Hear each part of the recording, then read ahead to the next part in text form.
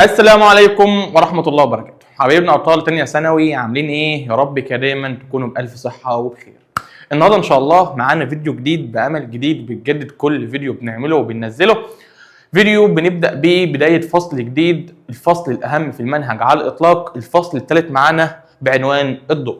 الفصل ده اللي تقريبا لوحده اخد معاك نص المنهج، يعني انت لو اتفرجت على الفصل ده او ذاكرت الفصل ده كويس فانت بالتالي داخل الامتحان معاك نص الامتحان او اكتر من نص الامتحان بشويه، يعني ناجح باذن الله. ولكن احنا كما اتعودنا احنا مش جايين عشان ننجح، احنا جايين عشان نكون مميزين عن اي حد غيرنا ونقفل باذن الله. طيب كما اتعودنا قبل ما نبدا في اي حاجه ما تنساش ان انت تصلي على النبي وتسمي الله وتقرا ايه الكرسي والمعوذتين وسوره الاخلاص بحيث ان ربنا يبارك لك في المعلومه اللي هتسمعها مني. ويلا بينا نبدا نشوف الموضوع بيتكلم معانا في ايه. فصل الضوء مقسوم معانا ل5 دروس. النهارده ان شاء الله هنبدا في اول جزئيه معانا اللي هو الدرس الاول، ولكن مش هننزله كله او مش هنشرحه كله في نفس الفيديو، هناخد بس جزئيتين من الدرس اللي هو جزئيه انتشار الضوء وانعكاس الضوء، والجزئيه دي انا هنزلها لكم على اليوتيوب وعلى المنصه. وباذن الله لو حبيت ان انت تكمل معانا شرح الفصل ده هتلاقي باقي الفصل موجود معانا على المنصه. لو حبيت تكمله كلمني على الرقم اللي هيظهر لك تحت عشان تعرف تفاصيل الاشتراك في المنصه عامله ازاي. طيب احنا عندنا اول حاجه معانا، احنا عارفين من الفصل اللي فات ان الضوء ده يعتبر موجة من الموجات الكهرومغناطيسية.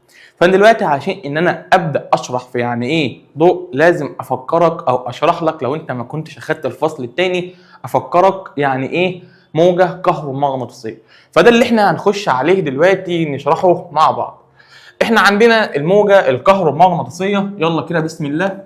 الموجة الكهرومغناطيسية دي كان تعريفها ايه؟ بيقول لك ان دي موجة تستطيع الانتشار في الفراغ والاوساط المادية. موجة بتقدر تمشي في الفراغ وكمان في الاوساط الايه؟ الماديه. طبعا احنا عرفنا في الفصل اللي فات يعني ايه وسط مادي، قلت لك ان الوسط المادي ده بيكون مقسوم معانا ل3 حاجات، ممكن يكون صلب، ممكن يكون سائل، ممكن يكون غاز زي الهواء اللي احنا عايشين فيه ده. طيب اذا الموجه الكهرومغناطيسيه قلنا ان هي عندها المقدره ان هي تمشي في الفراغ وكمان في الاوساط الايه؟ الماديه، ودي كانت حاجه بتميزها عن الموجات الميكانيكيه. طيب كان عندنا الامثله اللي موجوده على الموجات الكهرومغناطيسيه، كان عندنا 7 موجات. ايه هما؟ تعال كده نشوف. تعال نظبط اللون الاول بتاعنا كده شويه، ماشي كده كويس، حلو كده. امسح. اوه ايه ده؟ ماشي ما علينا، يعني انت خلاص في يعني يعتبر انت فاهمها وعارفها. تعال بقى نشوف امثله الموجات الكهرومغناطيسيه. كان عندنا كم مثال؟ كان عندنا 7 امثله. تعال احنا ناخدهم كده من الشمال لليمين. كان عندنا اول حاجه اشعه جاما، بعد كده كان عندنا اشعه سينيه، بعد كده كان عندنا اشعه فوق بنفسجيه، بعد كده كان عندنا منطقه الضوء المرئي، بعد كده كان عندنا الاشعه تحت الحمراء، بعد كده كان عندنا الموجات الميكرومترية، بعد كده كان عندنا موجات الايه؟ موجات الراديو. دول ال7 امثله بتوع الموجات الكهرومغناطيسيه، او الموجات الكهرومغناطيسيه بتتكون عندنا من 7 موجات زي ما قلناهم كده بالترتيب. لازم اشعه جاما، سينيه، فوق بنفسجيه، ضوء مرئي، تحت حمراء، موجات ميكرومتريه، وموجات الراديو. طب انا عايز اعرف ايه هنا يا مستر؟ انا عايز اعرف حاجتين، عايز اعرف هما الموجات دي بتتفق في ايه وبتختلف في ايه. طب صلي بينا على النبي كده وتعال نشوف بيتفقوا في ايه.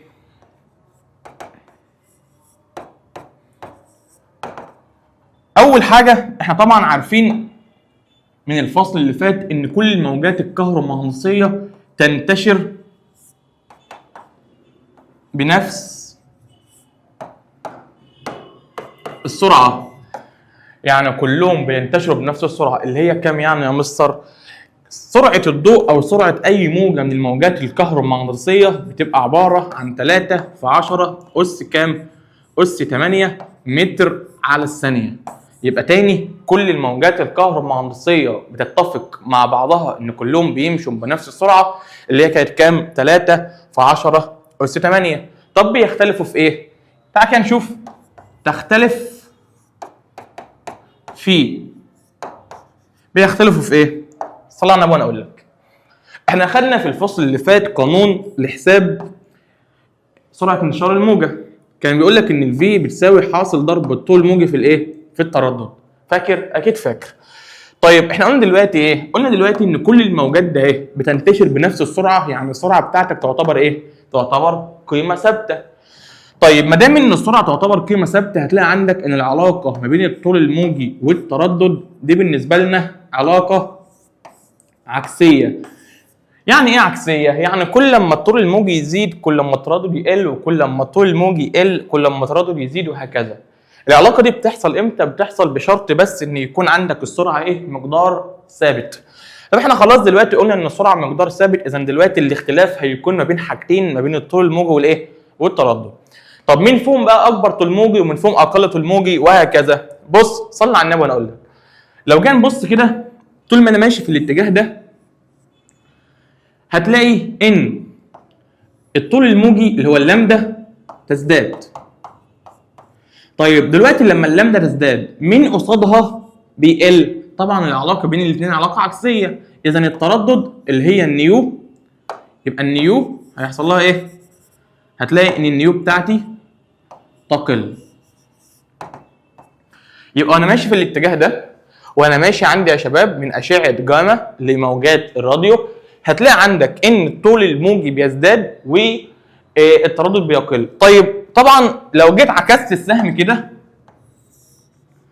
فهتلاقي عندك ان انا هعكس بقى اللي حصل. هنا كان الطول الموجي هو اللي بيزداد والتردد بيقل، لما تعكس السهم هتعكس الكلام ده، يعني هتلاقي عندك هنا ان التردد هو اللي بيزداد، وعندك اللامدا اللي هو الطول الموجي يقل. طيب معنات كده لو جيت سالتك دلوقتي وقلت لك انهي الموجات في الموجات اللي قدامنا دي تعتبر اكبر في الطول الموجي وانهي الموجات اكبر في التردد، هتقول دلوقتي يا مستر على حسب الكلام اللي انت لسه قايله فاكبر الموجات طول موجي هي موجات الايه؟ موجات الراديو. فبالتالي الموجات الاكبر في الطول الموجي هي الاقل فين؟ في التردد. طب انهي موجه تعتبر الاكبر في التردد؟ طبعا على حسب الكلام اللي احنا لسه قايلينه فموجات اشعه جاما هي الاكبر عندنا في الايه؟ في التردد، والاكبر في التردد بيكون اقل في الايه؟ اقل في الطول الموجي. يبقى دلوقتي احنا عرفنا ايه؟ احنا عرفنا الطيف الكهرومغناطيسي او الاشعه الكهرومغناطيسيه بتتكون من ايه؟ بتتكون من 7 موجات، اولهم اشعه جاما، ثانيهم اشعه سينيه، اشعه فوق بنفسجيه، ضوء مرئي، تحت حمراء، موجات دقيقه او موجات مايكرومتريه، وموجات الراديو. كنت محتاج اعرف عنهم حاجتين، اعرف عنهم هم بيتفقوا في ايه وبيختلفوا في ايه. قلت لكم ان هم بيتفقوا عندنا في حاجه واحده بس اللي هي السرعه، تمام؟ وكلهم بيمشوا بنفس السرعه اللي هي كام؟ 3 في 10 اس 8. كمان بيختلفوا في الطول الموجي والتردد، ودول بيختلفوا فيهم عند ثبوت السرعه، بتبقى العلاقه ما بينهم علاقه ايه؟ علاقه عكسيه. يعني الموجات الاكبر في التردد بتكون اقل في الطول الموجي، والموجات الاقل في الطول الموجي بتكون اكبر في التردد، وهكذا. قلنا من اكبر الموجات تردد قلت لي اشعه جاما. عايزك بس تكون مركز في حاجه. احنا عندنا الموجات اللي بيكون ترددها عالي بتكون الطاقه بتاعتها عاليه. طب لما تكون الطاقه بتاعت الموجه عاليه ده بيعمل ايه؟ ده بيجعل ان لو الانسان اتعرض للموجات دي بيحصل له ضرر كبير جدا جدا جدا، نتيجه ان الطاقه بتاعتها عاليه، فبيكون عندها المقدره على اختراق اي جسم. تاني كده، اكبر الموجات تردد زي موجات اشعه جاما دي بتكون الطاقه بتاعتها عاليه تبعا لايه؟ تبعا ان التردد بتاعها عالي، لان التردد والطاقه علاقه بينهم علاقه طرديه. طب لما التردد يزيد الطاقه يزيد، فبتكون اكتر خطوره على الانسان. يعني افهم من كده ان احنا عندنا الاشعه الكبيره في التردد زي اشعه جاما والاشعه السينيه والاشعه فوق بنفسجيه، دي موجات خطره على الانسان، ما ينفعش الانسان يتعرض لها. طب هل الانسان بيتعرض لها فعلا ولا ما بتوصلوش؟ لا طبعا، من رحمه ربنا علينا هتلاقي ان الموجات دي ما بتوصلش اصلا للارض. في موجات بتمتص في الطبقات العليا من الغلاف الجوي، وموجات بتمتص في الطبقات السفلى من الغلاف الجوي. عندك مثلا طبقه الاشعه الفوق بنفسجيه، دي بتمتص في الطبقه الثانيه من الغلاف الجوي اللي هي طبقه الاستراتوسفير في الجزء بتاع الاوزون. طيب عندك مثلا الاشعه بتاعت جاما والاشعه السينيه، دي بتمتص في طبقه السيرموسفير اللي هي في الجزء بتاعها اللي هو من 50 ل 550 كيلومتر اللي هو بتاع الايونو سفير. يعني انت عندك اشعه جاما والاشعه السينيه بتمتص في الطبقه اللي قبل الاخيره من الغلاف الجوي اللي هي السيرموسفير. طيب الاشعه فوق بنفسجيه دي طبعا بتمتص في الطبقه الثانيه من الغلاف الجوي اللي هي الاستراتوسفير، فبالتالي الحاجات دي مش بتوصل للانسان، لان هي لو وصلت للانسان هيكون تاثيرها وضررها على الانسان كبير كبير جدا. متفقين على ده؟ متفقين يا ابو المساتر. طيب تعالى كده نخش على الجزئيه اللي بعد كده. احنا النهارده جايين ندرس مين؟ جايين ندرس الضوء. طب فين منطقه الضوء اصلا في الاشعه دي؟ منطقه الضوء اللي هي المنطقه دي.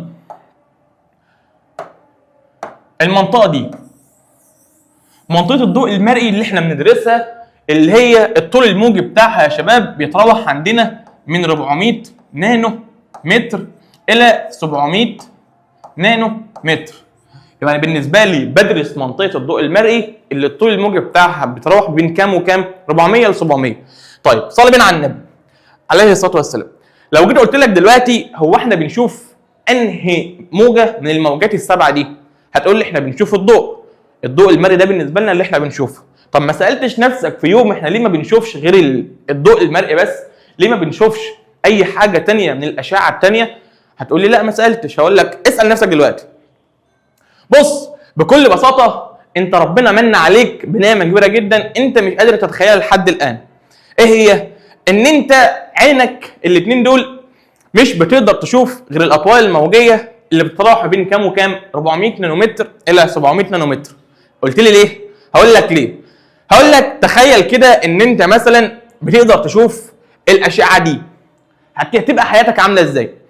تخيل كده ان انت مثلا بتتكلم في التليفون ومع حد وشايف الاشعه بتاعت موجات الراديو خارجه من التليفون بتاعتك ماشيه في الجو، وفي اللحظه دي مش انت بس اللي بتتكلم، لا ده في ملايين الناس بتتكلم، يعني في ملايين الموجات بتاعت الراديو اللي ماشيه في الجو.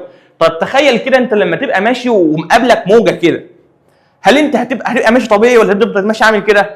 تفضل ماشي عامل كده. وده بس لو موجات الراديو، ما اقول لك بقى لو اشعه من الموجات دي، فيبقى الموضوع بالنسبه لك مربك شويه. طيب حاجه ثانيه انا مش عايز اقولها لك بس هقولها لك، بس اوعى تخاف. عندك يعني ربنا ينجينا منهم الجن والعفاريت والحاجات دي، بيبقى الطول الموجي بتاعها يا مستر سلطان محصور عندك بين كام وكام؟ ما بين موجات الفوق بنفسجيه والتحت حمراء. فتتخيل كده ان انت بتقدر تشوف الموجات الفوق بنفسجيه والتحت الحمراء، فانت هتبقى شيخ قد الدنيا، هتشوف كل العفاريت اكمل لك كفايه. ما علينا من الموضوع ده، احنا جايين دلوقتي نعمل ايه؟ ان احنا ندرس الضوء المرئي بتاعنا. يلا بينا. انا دلوقتي جاي ادرس مين؟ الضوء المرئي. صليت بينا على النبي عليه الصلاه والسلام. عايز اعرف هو بيتكون من ايه؟ فالضوء المرئي ده بيتكون عندك من ايه؟ 7 الوان: احمر، برتقالي، اصفر، اخضر، ازرق،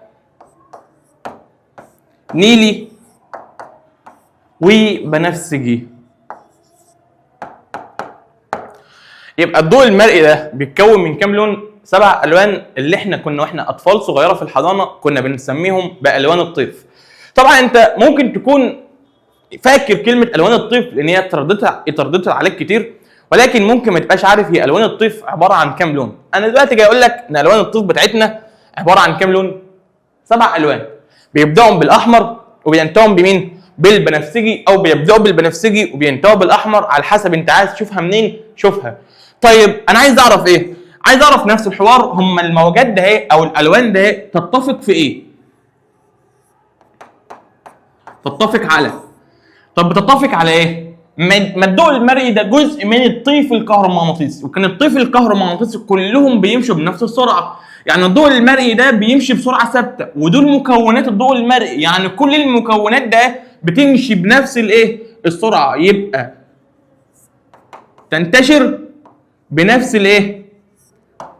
بنفس السرعه اللي هي كام يعني يا مستر؟ تعال افكرك بيها، اللي هي كانت 3 في 10 أس 8 متر على الايه؟ متر على الثانيه. يبقى كلهم بيمشوا بنفس السرعه اللي هي 3 في 10 أس 8 متر على الثانيه. نفس الحوار، ما دام ان السرعه بتاعتك ثابته، فمن قانون حساب انتشار السرعه، او من قانون قصدي حساب سرعه انتشار الموجه، فالسرعه بتساوي حاصل ضرب اللامدا في النيو، يعني طول موجه في التردد. لما يكون ده ثابت نفس الكلام بيتكرر، بتعاد لك تاني اهو، العلاقه ما بين اللامدا والنيو مالها عكسيه. يعني عندك مكونات الضوء المرئي هي كمان بتختلف في مين ومين؟ في الطول الموجي والتردد. طبعا لازم تكون فاهم ان الموجات اللي بتكون اكبر طول موجي اقل تردد، والموجات الاقل طول موجي اكبر تردد، وهكذا. وانت يعني كنت اخدت نبذه عنها السنه اللي فاتت في ماده العلوم المتحالكه اللي نزلت جديد دي. طيب مين كبير ومين صغير؟ تعالى كده اوضح لك. واحنا ماشيين في الاتجاه ده، يعني وانا ماشي من البنفسجي للاحمر، التردد مفيش فيها نقط، دي نيو على طول جاهزه كده. التردد اللي هي النيو يقل. طيب قصاده مين بيزيد؟ مع علاقه عكسيه، يبقى اللامدا تزداد. يعني اكبر الموجات طول موجي هي الاحمر، والاقلها طول موجي هي مين؟ البنفسجي. صعب الكلام ده؟ فين بقى ال 400 وفين ال 700؟ ال 400 البنفسجي، وال 700 هي كانت مين؟ الاحمر. 700 نانو متر، دي قيم الطول الموجي بتاعتها. ركز بس في حاجه، ركز ان انت عندك البنفسجي 400 والاحمر هي 700. لو جينا نطلع فوق شويه هتلاقي ان هنا من الضوء بيقول لك فوق بنفسجي. طب ليه؟ لان انت عندك ال 400 دي، ال 400 دي كانت مين؟ كان بنفسجي، فاللي يجي بعد البنفسجي او فوقها سمي بالفوق البنفسجي. انما هنا كان عندك ال 700 ده احمر، فاللي جاي تحت الاحمر سمي بالاشعه تحت الحمراء. معلومه كده على السريع عشان تبقى فاهم بس الدنيا معاك ماشيه ازاي. صعب الكلام؟ والله ما صعب ابدا. طب لو جينا بقى ان احنا يعني نختصر الضوء ده، لو جيت اعرفه بقى هقول ان الضوء ايه؟ بالنسبه لنا الضوء واحد موجه كهرومغناطيسيه. ممكن نقول كمان ان الضوء يسير بسرعه ثابته. يسير بسرعه ثابته. ممكن نقول كمان ان يتكون من 7 الوان اللي هم الوان الوان الطيف. ماشي؟ طيب لو جينا ان احنا نشوف بقى خصائص الضوء. خصائص الضوء ايه هي خصائص الضوء؟ عندنا 5 خصائص. اول خاصيه موجوده معانا الانتشار. الانتشار. تاني خاصيه الانعكاس. تالت خاصيه الانكسار.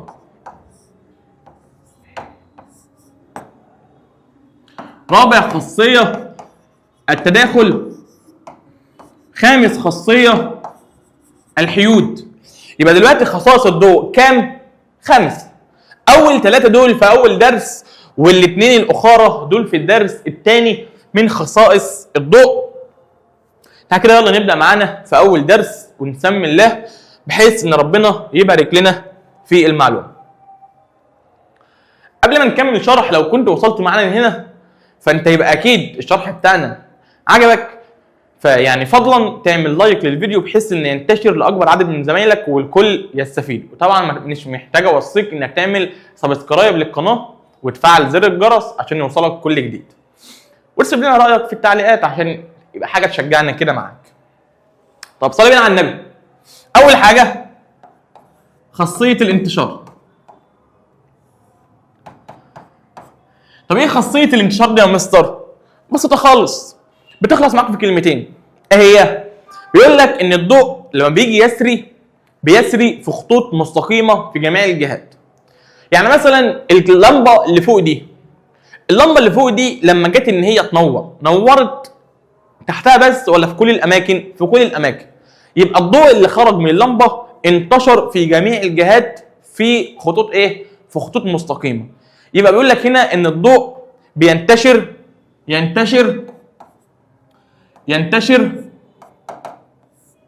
الضوء في جميع الجهات في خطوط ايه؟ في خطوط مستقيمة. صعب ده يا صديقي؟ والله ابدا. طيب خلصت اول خاصية معانا اللي هي خاصية الانتشار، مفيش فيها اي مشكلة. طب تعال كده نشوف الخاصية رقم 2 معانا اللي هي الانعكاس.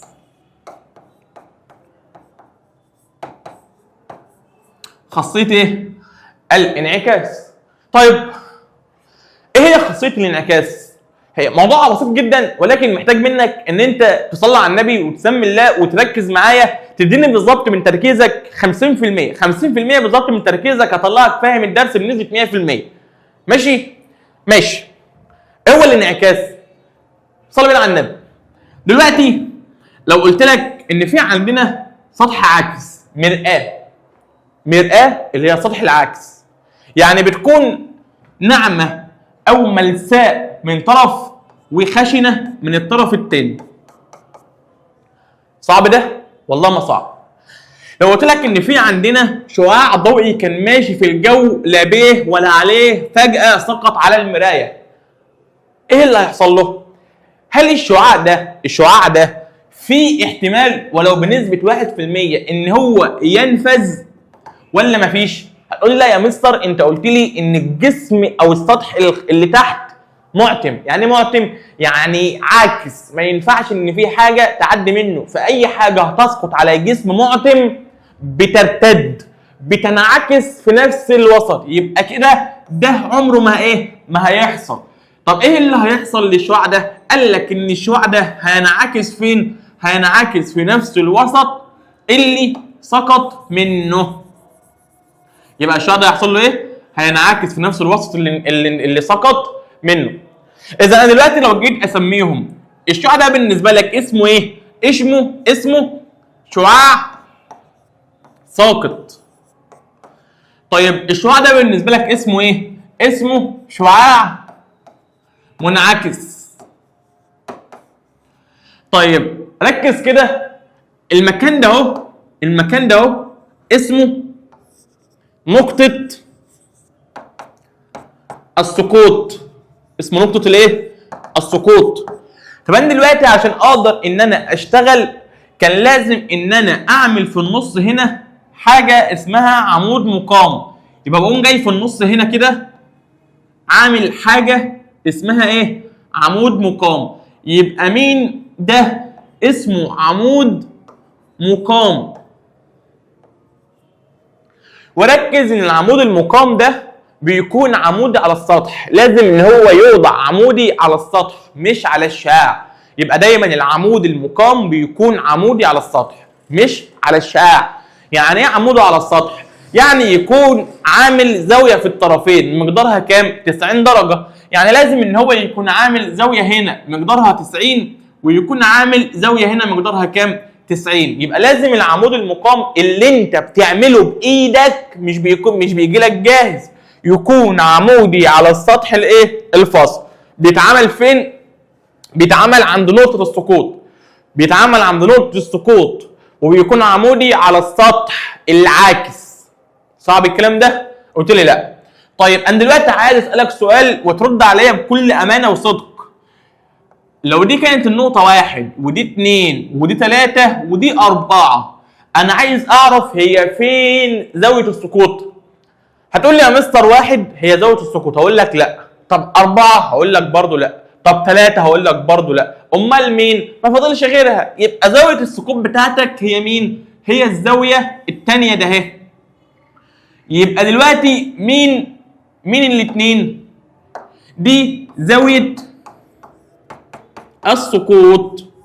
طب اشمعنى يا مستر قلت ان 2 هي زاويه السقوط؟ لان انت عندك زاويه السقوط هي الزاويه المحصوره بين الشعاع الساقط والعمود المقام. بين الشعاع الساقط والعمود ليه؟ المقام. يبقى الزاويه اللي بين الشعاع الساقط والعمود المقام هي زاويه السقوط. يبقى تاني كده، مين زاويه السقوط؟ هي الزاويه المحصوره بين الشعاع الساقط والعمود المقام. هتقول لي يا مستر امال مين 1؟ 1 دي الزاويه المحصوره بين الشعاع الساقط والسطح العاكس. يعني مش زاويه السقوط، لا، انا سواء كان زاويه سقوط او زاويه انعكاس لازم تكون محصوره بين الشعاع والعمود، ليست اللي بين الشعاع والسطح. ماشي؟ يبقى دلوقتي الزاويه بتاعتي سواء سقوط او انعكاس هي اللي بين مين ومين؟ الشعاع والعمود. لو كان شعاع ساقط يبقى زاويه سقوط، لو كان شعاع منعكس يبقى زاويه انعكاس. وخد بالك من حاجه، زاويه السقوط ده بنرمز لها بالرمز فاي 1.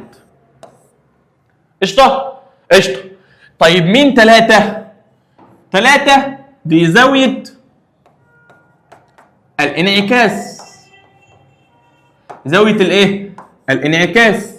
طيب وبعدين ليه قلت ان دي زاويه الانعكاس؟ لان هي الزاويه المحصوره، هي الزاويه المحصوره بين مين ومين؟ الشعاع المنعكس والعمود الايه؟ المقام.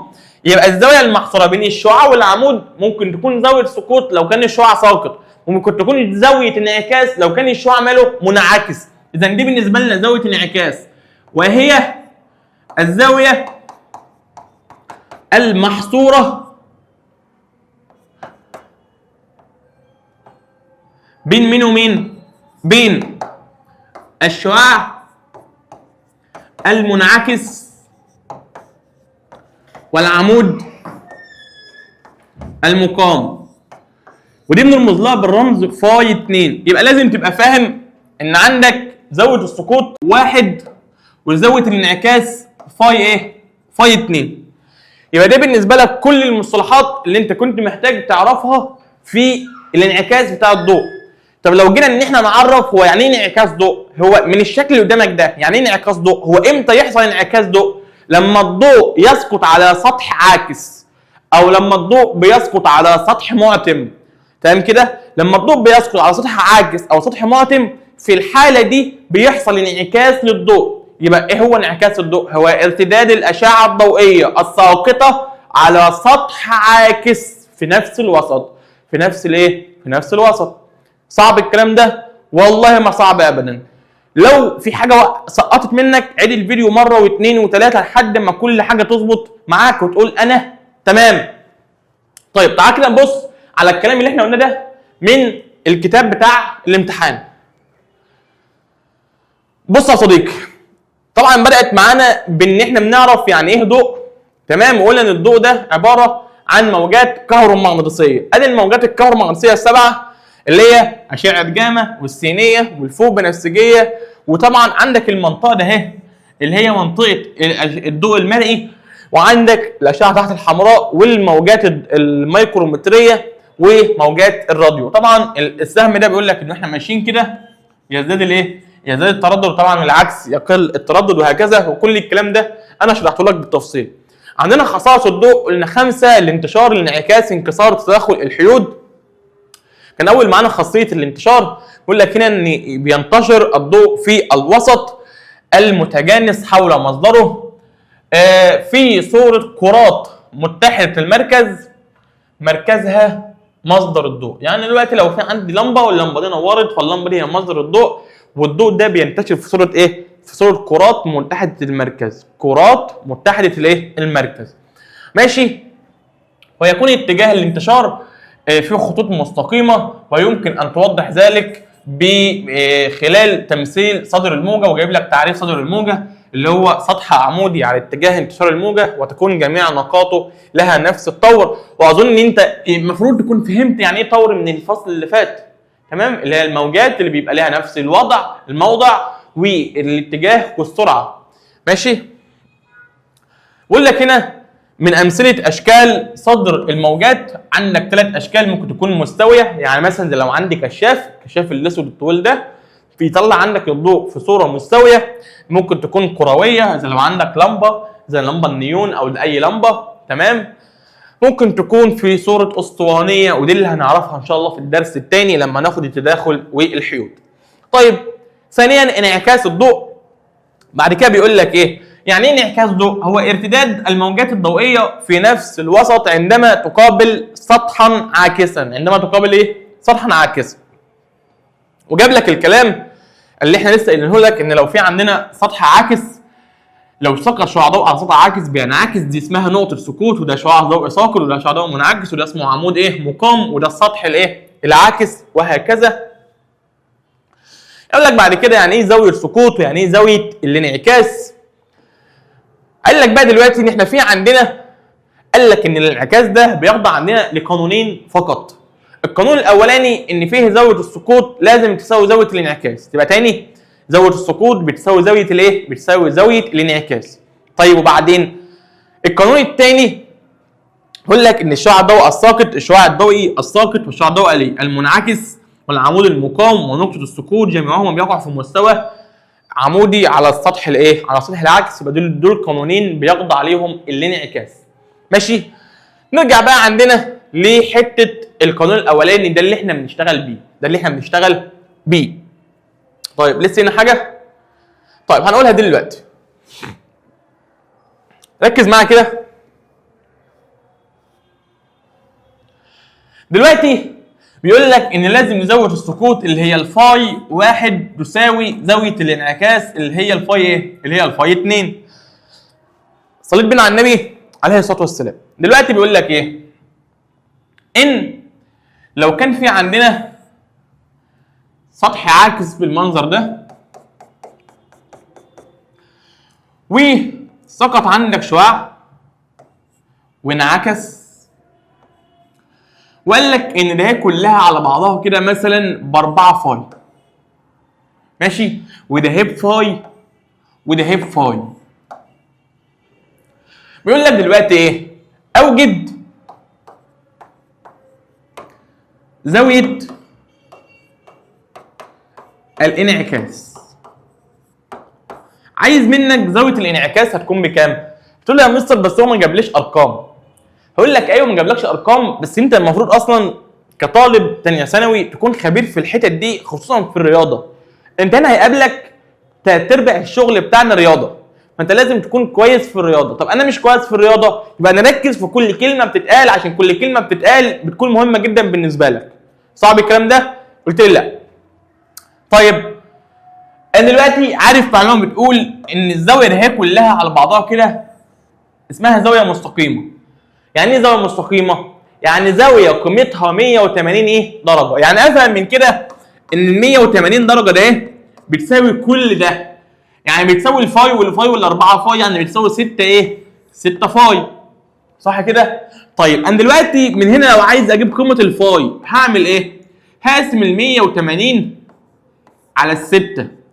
فلما اجي اقول له 180 على ال6 ونعمل يساوي، طلعت معاك بكام؟ طلعت معاك ان الفاي الواحده ب 30 درجه. صليت على النبي عليه الصلاه والسلام. يعني لو افترضنا افتراض ان انا جيت هنا عملت عمود ايه؟ عمود مقام بالمنظر ده. دي كلها باربعه، اذا ده اهي ب 2 فاي. لا زي السنه كده نكتبها زي الناس، ده اهي بايه؟ دي ب 2 فاي ودي ب 2 فاي.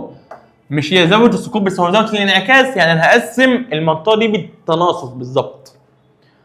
الفاي بكام؟ الفاي ب 30. يعني لما اقول لك 2 في 30 ب 60. طب 2 في 30 ب 60 برضه، ما هي زاويه السقوط لازم تساوي زاويه الايه؟ الانعكاس. يبقى انا دلوقتي عرفت ان زاويه الانعكاس على بعضها بتساوي كام؟ يبقى الفاي 2 على بعضها كده بتساوي كام؟ بتساوي عندك 60 ايه؟ 60 درجه. هتقول لي السؤال ده صعب؟ هقول لك والله ما حصل، انت بس اللي محتاج تركز اكتر. انا عارف وواثق ان انت لو ركزت اكتر هتجيبها وهتعملها لوحدك كمان. طب تعالى ناخد كمان مثال. لو قلت لك ان انا عندي مرايتين بالمنظر ده،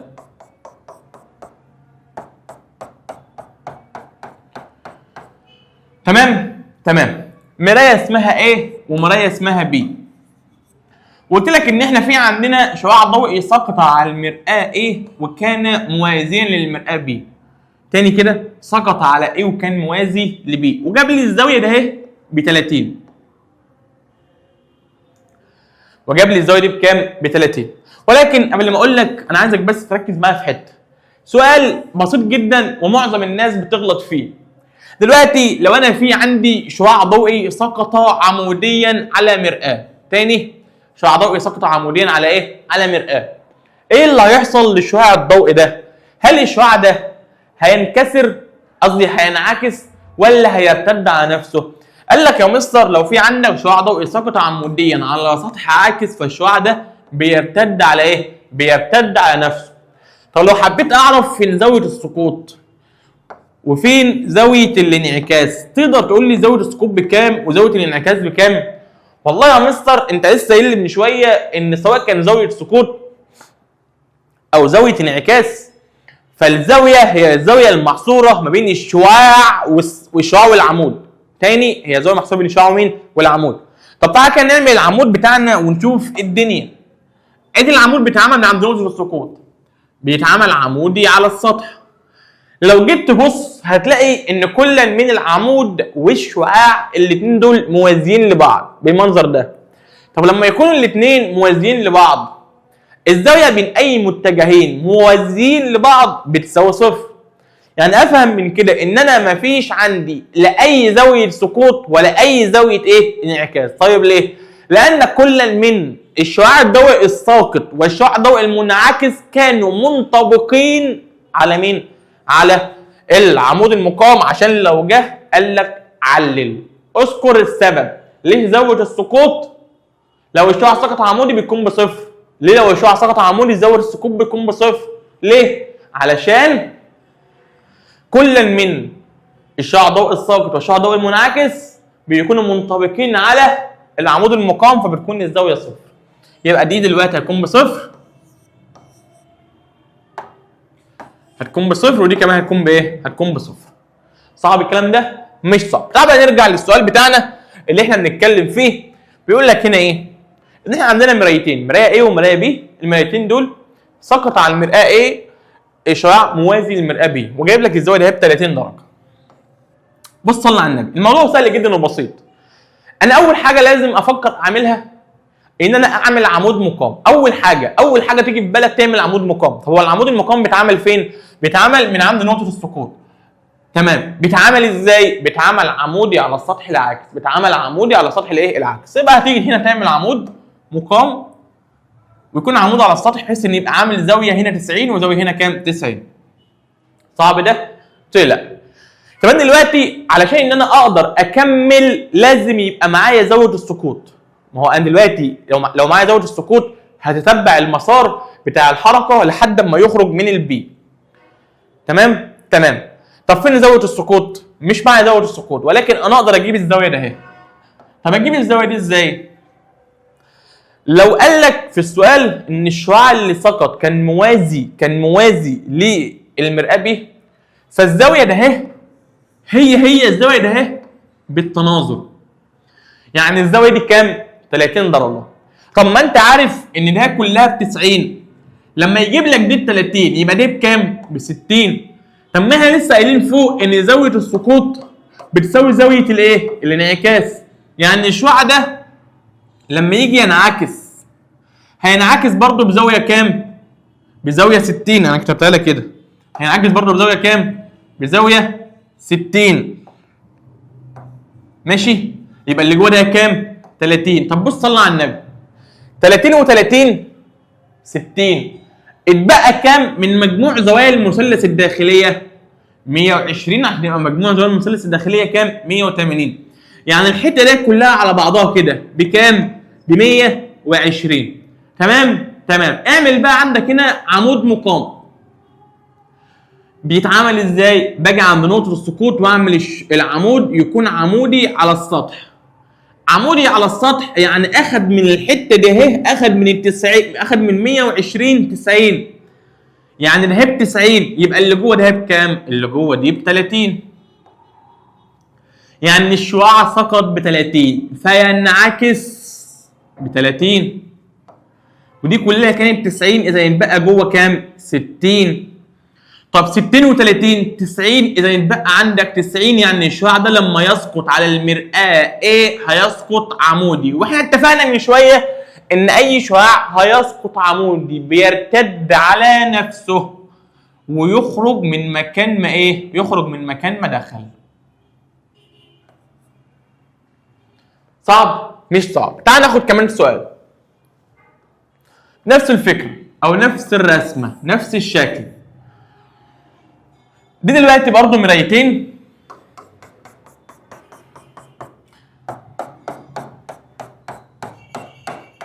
مرآة A ومرآة B، وده الزاوية ده كانت 45، وفي عندنا شعاع ضوئي سقط على المرآة A وكان موازي للمرآة B. تاني كده الشعاع سقط على A وكان موازي ل B. تتبع مسار الشعاع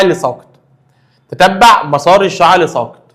طيب انا اول حاجه بفكر فيها اعمل عمود مقام. بيتعمل فين؟ من عند نقطه السقوط. بيتعمل ازاي؟ بيكون عمودي على السطح العاكس. طيب يعني يكون عامل عندي هنا زاويه كام؟ 90 وهنا زاويه كام؟ 90.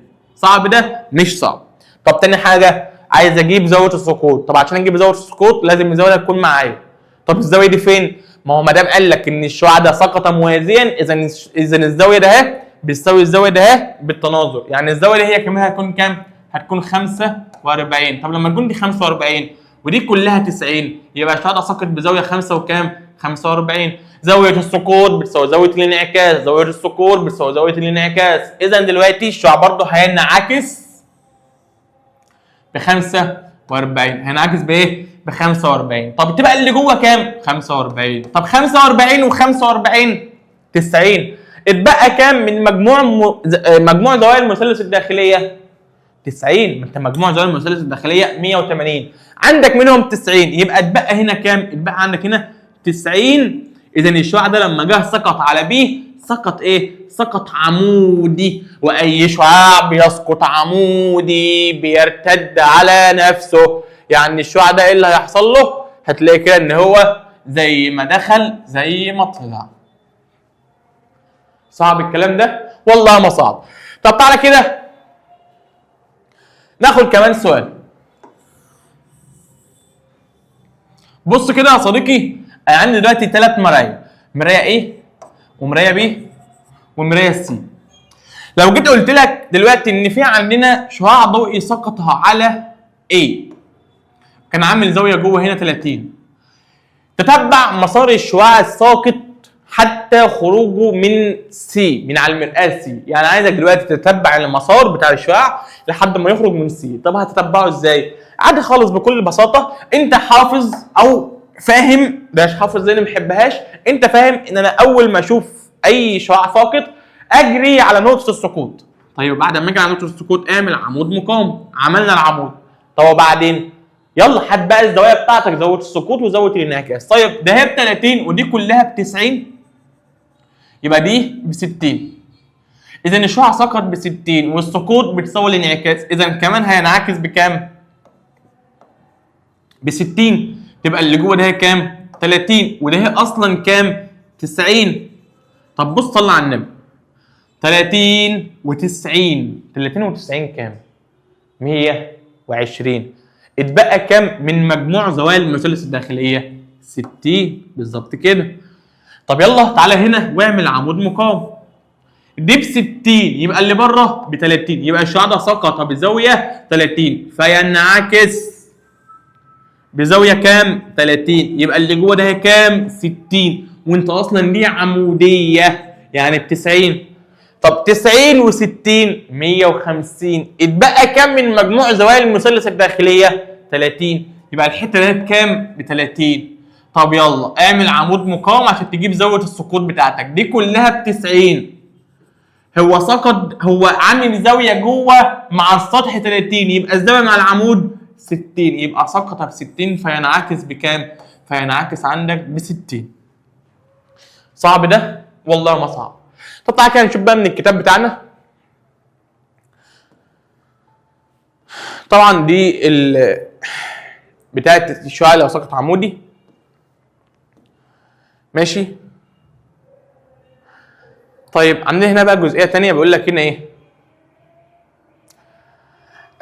ليه لو انت واقف قدام الازاز بتاع الاوضه بتاعتك بالليل بتقدر تشوف نفسك من الازاز، ولو انت واقف قدام نفس الازاز بالنهار ما بتقدرش تشوف نفسك من الازاز؟ بص صلي على النبي. بالليل بتبقى كميه الضوء اللي جايه من جوه لبره اكبر من كميه الضوء اللي جايه من بره لجوه، يعني بيكون الوسط الخارجي بالنسبه لك وسط معتم. طب لما يكون الوسط الخارجي بالنسبه لك وسط معتم والاشعه الضوئيه تسقط على عينك، فانت بتشوف نفسك. الاشعه الضوئيه بتسقط على المرآة وتنعكس على عينك فانت تشوف نفسك في المرآة. ماشي؟ او بتسقط على عينك وتنعكس على المرآة فانت تشوف نفسك في المرآة. يبقى احنا بنشوف نفسنا في المرآة بالليل علشان بيكون كميه الضوء اللي بره اقل من كميه الضوء اللي جوه. طب ليه بالنهار ما بنقدرش ان احنا نشوف نفسنا في قدام نفس الازاز؟ لان بتبقى كميه الضوء اللي بره اللي هو ضوء الشمس اكبر بكثير من كميه الضوء اللي جوه اللي هو ضوء اللمبه، فما نقدرش ان احنا نشوف ايه نفسنا. تمام؟ تمام. طب طبعا ده سؤال اهو، انا لسه اعطيك واحد زيه فوق، طبعا هتطلع معانا بكام؟ ب 60. طيب هنا سؤال تاني اهو، بس يعني هو محلول بس يعني ايه؟ ما نبصش على الحل، ركز كده معايا. صلي على النبي. هنا بيقول لك ايه؟ اختر في الشكل المقابل تكون زاويه انعكاس الشعاع بكام؟ يعني المرآة بي. بص صلي على النبي. انا هعمل ايه؟ انا كل اللي هعمله، بص هو جايب لي الزاويه دي كلها ب 150. انت كل اللي هتعمله هتقوم عامل ايه؟ تيجي عند نقطه السقوط وتعمل عمود مقام، يعني دي بقت كام؟ 90 ودي بقت كام؟ 90. يعني ال 150 في هنا جزء منها 90، يبقى اتبقى هنا كام؟ 60. يبقى الشعاع سقط ب 60 فينعكس ب 60. ماشي؟ ينعكس ب 60 وده كلها كانت 90 يبقى اللي جوه ده 30. ماشي؟ طيب 30 وده ب 70، الجزء اللي بره ده اهو ب 70 وانا عارف ان ده كلها ب 180. لما يكون الجزء اللي بره بس ب 70 يبقى لسه ده عشان تبقى 180 110. طب 110 و30 يبقى 140، يبقى اتبقى هنا كام؟ 40. ماشي؟ اعمل يلا عمود مقام. دي كلها قلنا ب 90. ماشي؟ سقط جوه مع السطح ب 40 يبقى عامل معاك زاويه بره 50، يبقى سقط ب 50 فينعكس من على ب بكام؟ ب 50. يبقى الاجابه الصح هي كام؟ 50 درجه اللي هو الاختيار ده. طبعا هنا شرحها لك اهو. هنا نفس الحوار برضه محلول لك. ماشي؟ هو يعني احنا تقريبا كده يعتبر ايه؟ يعتبر خلصنا كل الافكار بتاعت الانعكاس، ولكن في حاجه بسيطه بس اخيره لازم تبقى واخد بالك منها. عشان ايه؟ هي اي نعم ما بيجيش عليها اسئله كتير، ولكن علشان تبقى انت مخلص كل افكار الانعكاس. بص كده، هي حالات الدوران. الدوران ده ممكن يكون دوران سطح، ممكن يكون دوران شعاع. لو السطح هو اللي دار الشعاع هيكون ثابت، ولو الشعاع هو اللي دار السطح هيكون ايه؟ ثابت. صلي بينا على النبي. لو كان السطح هو اللي بيدور ممكن ان هو يدور مع العقارب، ممكن ان هو يدور عكس العقارب.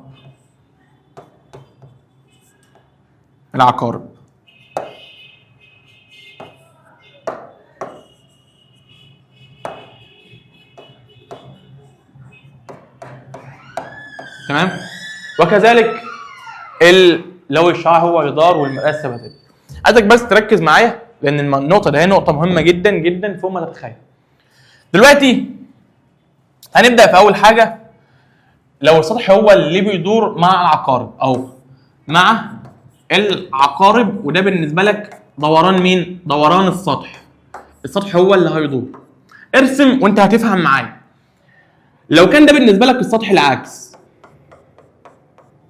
وادي الشعاع الساقط وادي الشعاع المنعكس، ماشي؟ افترض كده خلاص احنا عارفين ده العمود الايه؟ المقام بيتعامل مع نقطه السقوط. لو قلت لك ان كان مثلا يعني الزاويه ده اهي، الزاويه ده ب 30، يبقى الزاويه اللي جوه دي بكام؟ ب 60 صح؟ وزاويه السقوط بتساوي زاويه الانعكاس، اذا دي كمان بكام؟ ب 30. والزاويه ده اهي هتساوي الزاويه ده بالتقابل بالراس.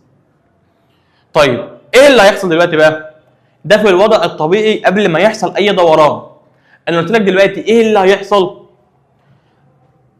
السطح هيدور مع العقارب، السطح نفسه اللي هيدور، ولكن الشعاع ثابت. لو السطح دار مع العقارب مثلا دار بمقدار 15، تخيل الوضع الجديد هيكون عامل ازاي؟ بص كده، الوضع الجديد هيكون عامل كده. المرآة دارت بزاوية مقدارها كام؟ 15. بص كده، احنا قلنا في بداية الفيديو ان العمود المقام ده بيكون عمودي على المرآة. يعني لما كان المرآة تدور هو هيدور معاها، ان المرآة ثابتة هو ثابت معاها. يبقى العمود لازق في المراية، مطرح ما المراية تروح وديه. يلا اذا كمان عندك العمود هيدور هو كمان مع العقارب بزاوية مقدارها كام؟ 15. يبقى دي الزاوية الايه؟ الزاوية الجديدة. صعب الكلام ده؟ والله ما حصل. طب بص كده بقى، عايزك تجيب لي زاويه السقوط الجديده وزاويه الانعكاس الجديده. بقت عباره عن ايه؟ بص، الزاويه ده هي قلب بمقدار 15، الزاويه اللي ما بين الشعاع والسطح قلب بمقدار 15. ما انت فاهم ان اي نقصان في الزاويه اللي ما بين الشعاع والسطح لازم يقابلها زياده في الزاويه اللي بين الشعاع والعمود، لان هي كلها على بعضها بتديني كام؟ 90. طب دي قلت ب 15 ودي 60، يبقى كلهم 75، يبقى ما جابوش 90، يبقى انت لازم تكملها 90. لذلك اي نقصان في الزاويه اللي ما بين الشعاع والسطح لازم يقابلها زياده بنفس المقدار في الزاويه اللي ما بين اللي ما بين الشعاع والعمود. دي قلت بمقدار 15 ودي كلها زادت بمقدار ايه؟ 15. طب ما هو نفس الحوار، لما زاويه السقوط تزيد زاويه الانعكاس كمان هتزيد، بحيث ان النسبه هنا بتفضل نسبه ايه؟ ثابته. وبعد عندك قانون عندك بيقول لك ان زاويه السقوط بتساوي زاويه الانعكاس. يبقى دلوقتي ايه اللي حصل معانا؟ ايه اللي حصل لما المرآة هي اللي دارت مع العقارب والشعاع فضل ثابت؟ الزاويه بين الشعاع والسطح قلت. الزاويه بين الشعاع والسطح ايه؟ قلت، بدل ما كانت 30 اصبحت 15. طب الزاويه بين الشعاع والعمود اللي هي زاويه السقوط زادت، والزاويه بين الشعاع والعمود اللي هي زاويه الانعكاس برضه زادت. طب الزاويه بين الشعاع الساقط والمنعكس ده على بعضها كده برضه زادت. السقوط بس زادت بمقدار 15، الانعكاس بس زادت بمقدار 15. طب الزاويه ما بين الشعاع المنعكس والشعاع الساقط على بعضها زادت بمقدار كام؟ زادت بمقدار 30. يعني بتزيد بمقدار ضعف اللي بيزيده زاويه السقوط بس او زاويه الانعكاس بس. ان فهمتها فتمام، ما فهمتهاش ليها ابديت رقم 2 اهو تاني. ولكن المره دي هناخدها عكس العقارب. برضه ما زلنا ان احنا بندور السطح وبنثبت الشعاع. ركز كده، ادي بالنسبه لك السطح، وادي الشعاع الضوئي الساقط، وادي الشعاع الضوئي الايه؟ المنعكس، وادي العمود المقام بيتعمل عمودي على السطح العاكس من عند نقطه السقوط. تعال نشتغل بنفس الارقام. لو قلت لك ان كان دي 30 ودي 60 والسقوط بتساوي الانعكاس، يبقى الانعكاس كمان 60 ودي بتساوي 30 بالتقابل بالراس. دلوقتي المرايه نفسها هتدور، ولكن مش مع العقارب زي المره اللي فاتت، لا ده هتدور عكس العقارب، يعني هتدور لتحت. لو المرايه دارت لتحت بمقدار 15، بص وضعها الجديد هيكون عامل ازاي.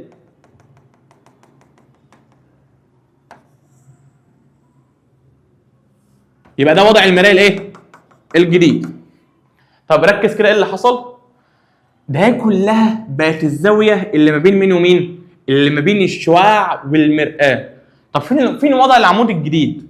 ما احنا عارفين ان العمود بيكون لازق في المرايه، المرايه تدور هو كمان هيدور. المرايه دارت عكس العقارب بزاويه 15، اذا هو كمان هيدور عكس العقارب بزاويه 15، اذا ده وضع العمود الجديد. دار هنا بزاويه كام؟ 15. ركز كده بقى، ايه اللي حصل؟